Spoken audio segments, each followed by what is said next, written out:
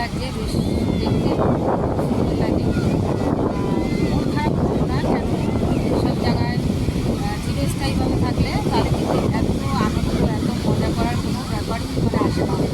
তো যেহেতু 2 দিন 4 দিনের জন্য আসা হয়, মানে 4 দিনের জন্য আসলে কিন্তু এই আনন্দ আর মজাটা কিন্তু ভীষণভাবে করা যায়।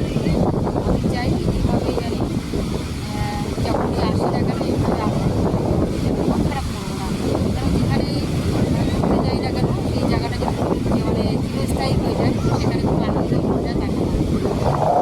দেখো মানে ঘোরাঘুরি করে হোটেলে ঢুকেছিলাম, আবার চান করবে কেউ আজকে স্নান করবে, ছোটো মানুষ ও স্নান করছে, তো বসে আছি এখানে আমি পাড়ে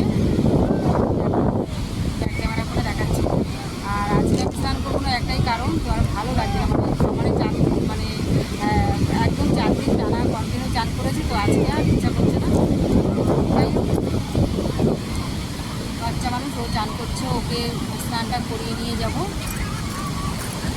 কিছুক্ষণ করে নিই, তারপর হোটেলে যাবো, গিয়ে খাওয়া দাওয়া করবো, সব মানে ব্যাগপত্রগুলো গোছানো হবে। আর এখনও কিছু টুকটাক কেনাকাটা আছে, তো যেগুলো কেনাকাটা করছে সেগুলো তোমাদের সাথে বাড়িতে গিয়ে সমস্ত কিছু শেয়ার করবো। আর মানে নেটওয়ার্ক প্রবলেম ভিডিও আমি করতে পারছি না, ভিডিওগুলো করে রাখছি, সেগুলোকে পরে পোস্ট করা হবে, শেয়ার করা যাবে। এখানে বসে আছি আর ওর পাড়েই বসে আছে, ঢেউগুলো আসছে, তো ওইটাই মজা করছে। তারপরে অনেক লোক, আর মানে এত টান না, এখন বেশি দূরে যেতেই দিচ্ছে না, প্রচুর টান।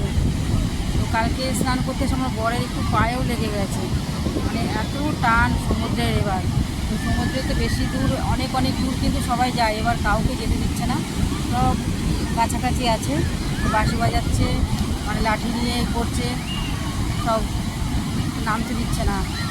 আর মানুষ কি শোনে বলো কারোর কথা? তো তারা আনন্দ করতে এসছে, আনন্দ করে যাচ্ছে, কিন্তু দুর্ঘটনা একটা ঘটে গেলে তখন কি আর কিছু হবে? তো আগে থেকে যেন সাবধান করছে, কিন্তু মানুষ না শুনলে আর কী করবে।